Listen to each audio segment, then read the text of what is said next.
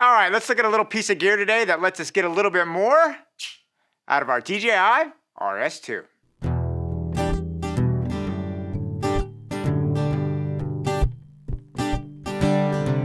The DJI RS2 is an incredible little gimbal. The motors on that thing are so powerful, it's actually just breathtaking for such a small gimbal. And I think that leads a lot of us who are filmmakers trying to get more and more different cameras and different configurations on this gimbal. And while the motors can take it, there's actually some physical limitations to the size and, more importantly, the width of a camera that you can get on a DJI RS2. And what happens is now there's very popular cameras out there like the BlackMagic Pocket 6K, for instance. Beautiful camera, no in-body stabilization. So you definitely, if you have a BlackMagic camera, you need to get a gimbal on there. And the body is just really, really awkward to place on a DJI RS2. This isn't just limited to BlackMagic cameras. A lot of us, like me, I like to put cages on almost all of my gear. What happens when I put cages, even on an R5, it starts to get uncomfortably close to the max space you can fit a camera on the RS2. Well, luckily for us, SmallRig has come up with this. This is an ingenious little solution to the problem, and this is the SmallRig DJI RS2 3249 mounting baseplate. And you know, if you know anything about me, you know I am a huge fan of SmallRig. They make such great, solid gear. And what I want to do today is just make a quick video going over what this 3249 mounting baseplate is and how it can really make a huge difference in how you approach mounting cameras on your DJI RS2. And in my opinion, this little puppy really unlocks a lot of what the RS2 can do because there's just so many more cameras now that are accessible to the RS2 because of it.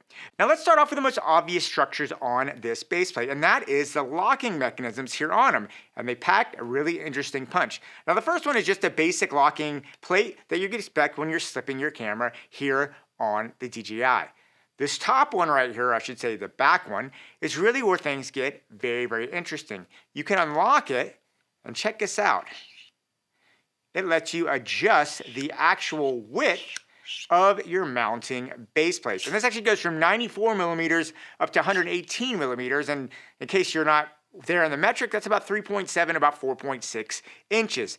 And this bit of difference here is critical for a lot of cameras being able to actually physically sit on the DJI RS2. And as you can see, you basically can dial in your distance there, lock it in. These locks are solid, they're not going anywhere. This is really well constructed metal. I mean, it just feels really, really sturdy. A couple other things about this that I think are really look out. If you look on the bottom here, it's actually got a very practical base. And the first thing you'll notice is it has 1/4 inch threads here on the bottom. This is really helpful if you want to put counterweights, for instance, on the bottom of your DJI because you have a bigger camera, which is what we're talking about here. Or if you have something like a BlackMagic, you may want to get a mount for a hard drive that you can put in here as well, just to have that on there. But what's really great about this too is they've kept one of the great things I love about the RS2 system, which is RavenEyes. And if you look here, there is a slide right here for RavenEyes that allows us to just get it right in. So if I take my RavenEyes system, it's just like on the original DJI plate. I can just take it, I can slip it on right there, and as you can see, my RavenEyes slips on there with no problem. And you know, just like on the regular DJI base plate, it sits on there pretty good, and now it lives on there. Another good thing I like about this is that it's really easy to install. You can actually keep your original DJI base plate and have this and switch in between, or you can just let this live on your DJI base plate. To put it on there, it's pretty simple. All you gotta do is, I've taken off my base plate. If you look here on the original RS2, there is a little mechanism. You can just literally pull that back. There's a quick release. And if you pull that back, we can literally just take this and slip it right on. So I'm gonna pull that back, slip it on, and boom, there you go. It is really that fast. It does not take a whole lot of time. We can basically dial in a length here or a size, and it locks on there. And of course, this thing, once you lock it on there, it's locked on really tight. Your gear feels safe. And the good thing is the safety lock here at the bottom will work on this. So let's say for some reason you're running and forget to tighten this for whatever reason, your camera will not go crashing to the ground. Now, a really nice thing about this base plate is it does have very clear icons on the side that show lock and unlock. I know it's a basic thing, but it's one of those things, it's just nice to have that visual representation because you don't want to be on a set kind of fumbling around and somehow get it backwards and not get it right.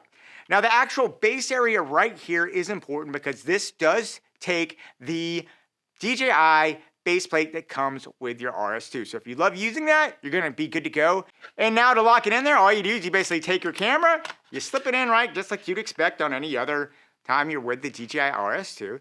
You slide it on in there, kind of find your balance, and you are good to go.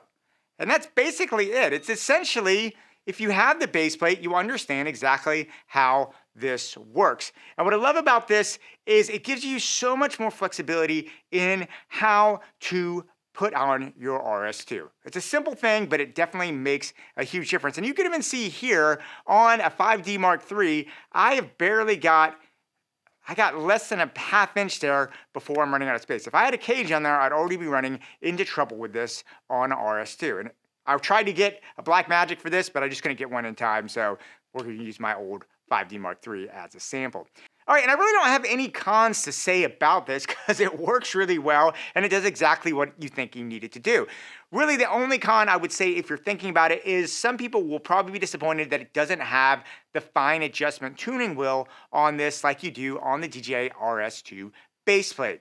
For me, that's not that big a deal because honestly, I don't really use that much. I still end up pushing and sliding to get my finesse balance on my RS2, but it is something you should be aware of if you are someone that absolutely loves and needs that. But at the end of the day, this is a great little tool, and especially for someone out there that has a bigger camera like a BlackMagic, or you're someone like me that loves to put cages on most of their cameras, because this just allows you so quickly to get these camera systems on there without having the headache of trying to find weird plates and everything like that. It's so universal, and what's great, if you have a smaller system, you pop this thing all the way in, you're good to go. Bigger system, pop it out.